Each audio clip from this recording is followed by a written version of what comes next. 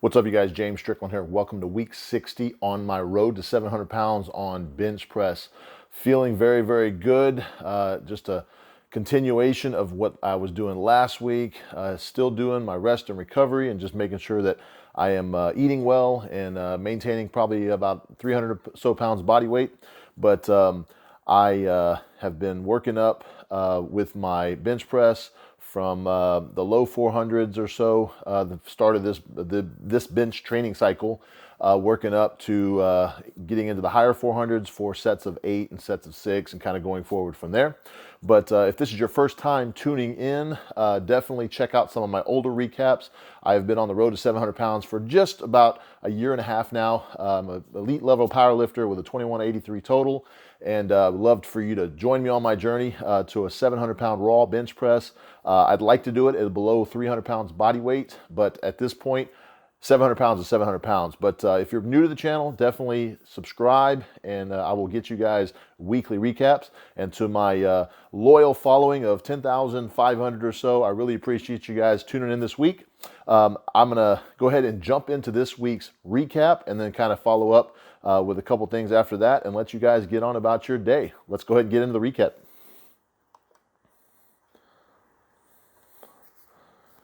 All right, so day one, always do my heavy bench and my upper accessories.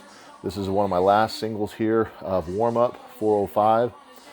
Feeling very, very spunky this week. I feel like the last few weeks of backing off the weight has definitely given me a lot more energy. I definitely like to start off my training weeks with bench because obviously bench is my priority right now. So I want to use all my energy from the weekend and eating well to put on a very good performance in my bench day. That was my last warm up there with just a single at 440. Today's top set calls for a set of 8, and in fact it's 2 sets of 8 with 440 paused. Pause on the chest, good pause at getting a very quick rebound at the top there, save energy. My best with a set of 8 is a little bit above 500. Best for a set of 8 is 500 paused. So going for a set of 10 here, just because everything felt really, really good. Wanted to see if I could kind of push the limits just a little bit on these upper reps. We're not going to be doing higher reps for very long. This is just kind of an off-season pseudo deload, if you will, from being able to do about a 639 bench press in a full meet just about 2 months ago. Lost my camera there on rep 7. Still doing 3 more reps off the camera. And to finish my set there of 10. Sorry about that, you guys. Had a fan blowing on the camera, obviously. So my close grip bench press here, 380 for 2 sets of 6. Somebody had asked, this is really supposed to be a decline. Somebody had asked last week, why didn't I just put a plate underneath the bench on the end here? Well, for one, I need about 2 or 3 plates to get a decline at the same angle that I'm used to at the other gym. And also there's a square peg on the end of that fits into a fitting. It's just not going to stay in there. So if I took that out in order to accommodate putting plates on there, it actually would slide backwards. And that's a pretty dangerous situation being under a bar like that. So that's why I didn't do it that way. But decline is mostly for my shoulders to keep those healthy and just to get a little more volume and close grip. But the shoulders are feeling fine right now. Those were my crucifix lat pull downs. Nice back exercise. Definitely a good variant of lat pull downs. You can do close grip, you can do neutral grip, you can do underhand, overhand, wide grip. There's a lot of different variants of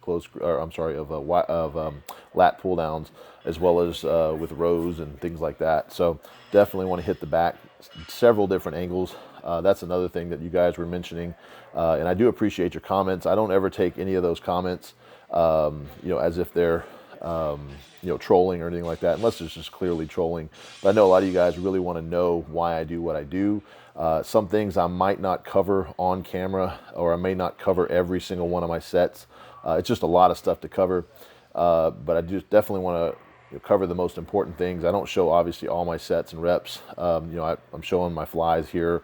I actually do a few sets of this, show you one, but with my rows, there's a lot of different variants of rows that I do, pin delay and bent over and things like that. Last set of the day here is actually 12 sets of 10 reps with 130 pounds. Pretty hot day in the gym here, and definitely need a tan, so don't make fun of me. But not going for looks.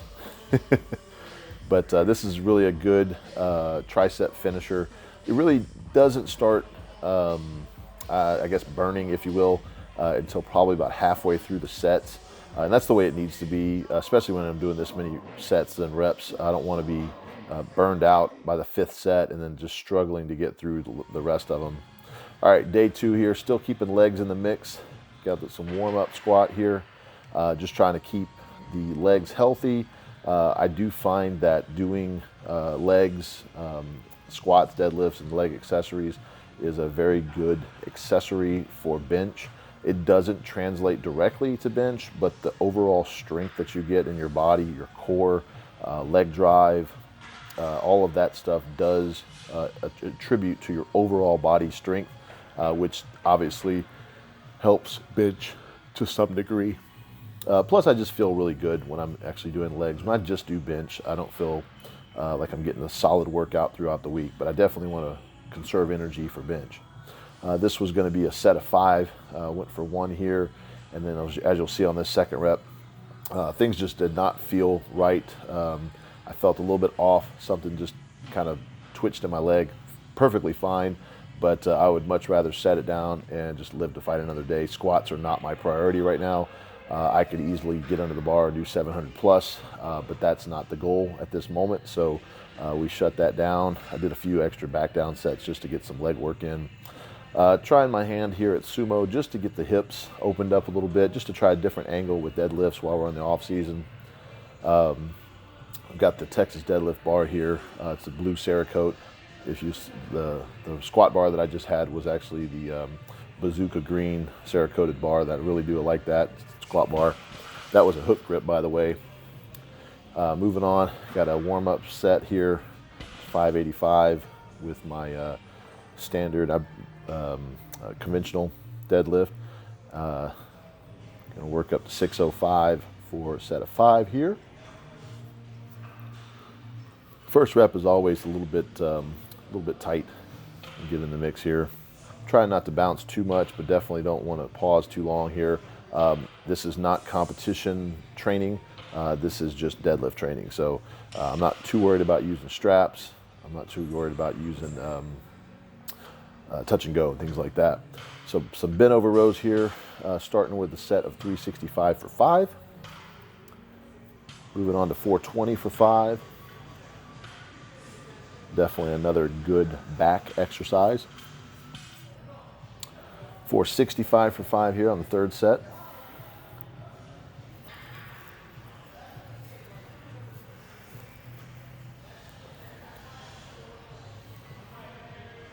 A little bit heavier, but definitely staying tight.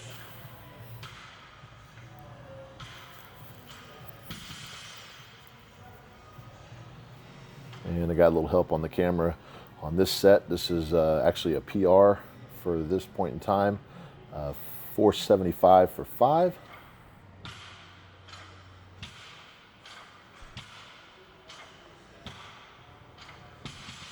And that day's over. I'm feeling good. Day 3, last day for upper shoulders and my upper accessories. First set here is 160 for 12 on the rear pec, basically rear flies on the pec deck. You can sit facing the machine and do your rear delts, or you can face away from the machine and actually hit your pecs on flies. Some side shoulder raises here with 30 pounds, a few sets of 15.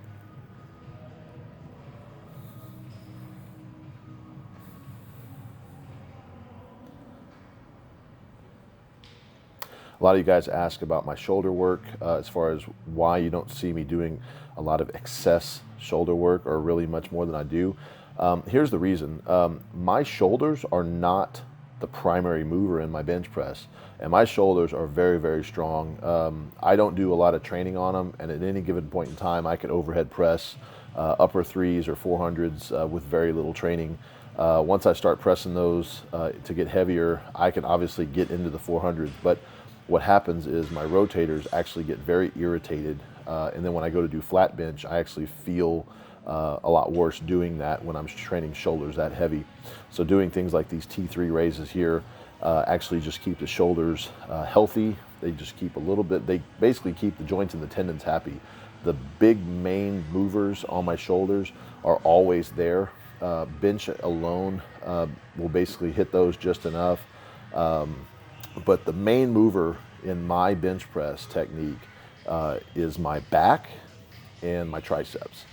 Everything else is merely just a stabilizer. My pecs really don't operate like you would think in a bench press because I am so close. If I went a little wider, my pecs definitely engage more, but I am so fast off the chest, my pecs rarely get any type of real soreness in them. Now I say that lightly because obviously the pecs are doing some work, but my back and my triceps are the primary movers in my bench press, so that's why I train them so much. Doing some healthy rotator cuff and kind of, this is to stretch out for the pecs too. Actually get a little bit better stretch on these fully extended dumbbell pullovers when I get my legs up a little bit.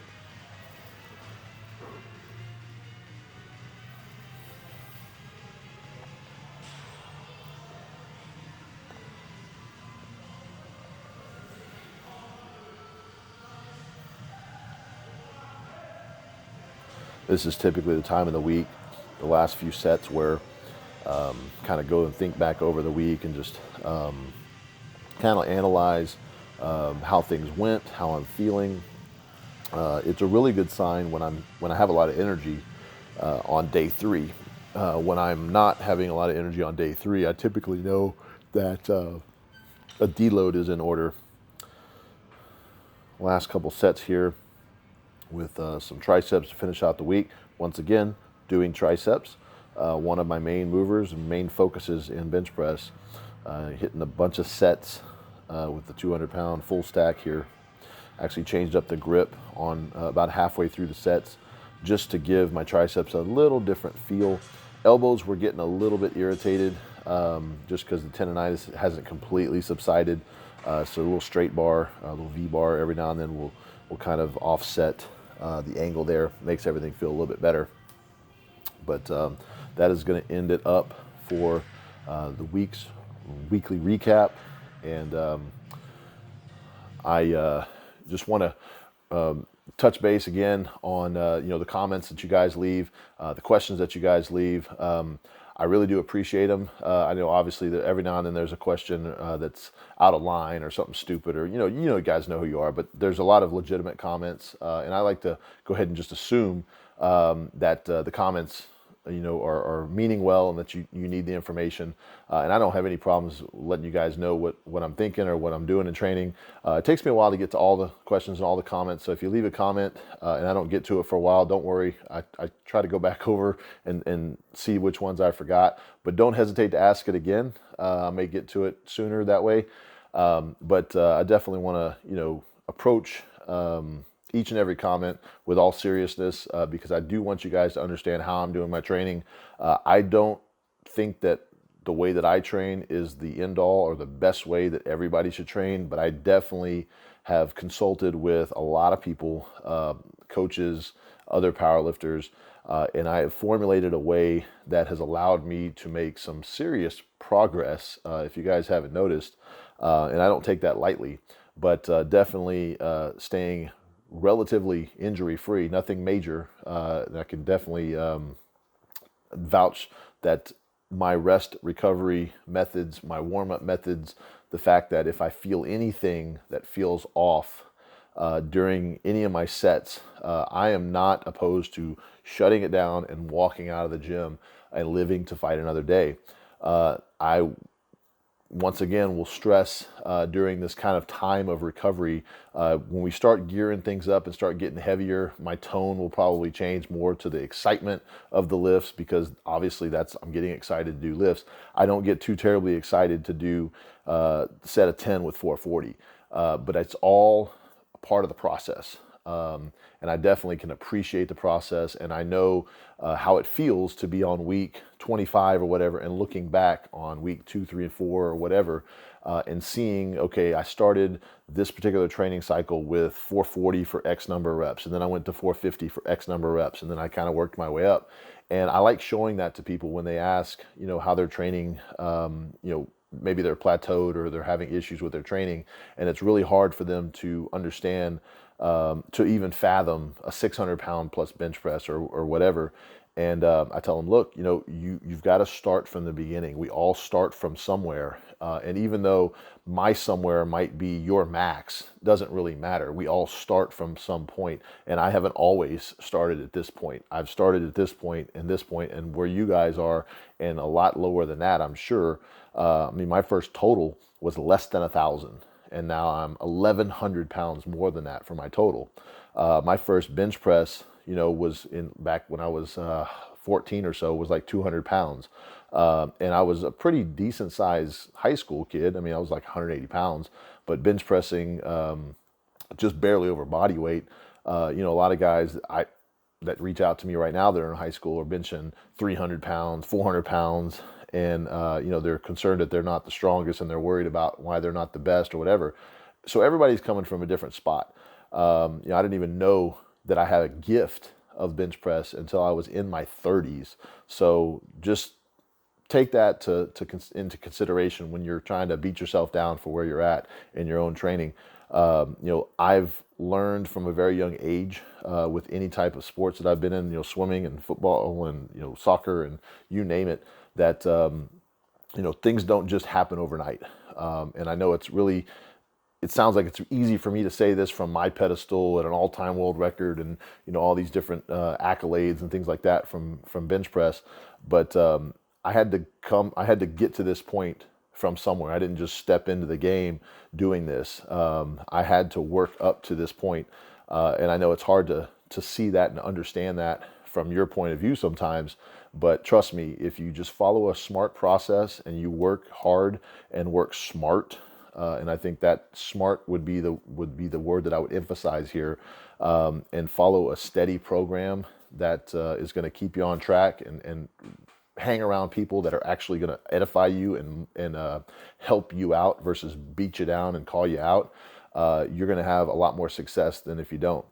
But I'm going to wrap this week's video recap up, make it short and sweet for you guys. I promise in the future I will be adding some more segments in as I catch up. I'm almost there, so I'm almost caught up with all my recaps, and I appreciate you guys sticking with me and definitely being here on my journey. If you like this video, please definitely hit the thumbs up and like it. If you haven't already subscribed, please definitely subscribe. You'll get probably a weekly recap from now on. If you like this video, of course, please share it with your friends, share the channel, help me grow it. I'd love to reach more people. I am doing my best to keep you guys informed to the best of my ability. I make mistakes, but I try to just be as real as possible with you guys. I don't like all the fakery that's out there, especially on social media. There's a lot of people that will just bullshit you. And, I'm not into that, because I think truth always comes around. People are always found out for who they really are. So I really don't like the people that use the pedestal of strength or, fame, fortune, whatever, to just toot their own agenda. It's to me, that's just lazy. But anyways, off the soapbox. If you guys are over on Instagram, definitely find me at SwimHack. Follow me over there. I think I've got like 40-something thousand followers over there, so it's really humbling to have as many of you guys following me on my journey. But once again, like and subscribe, and catch me next week for 61. See ya.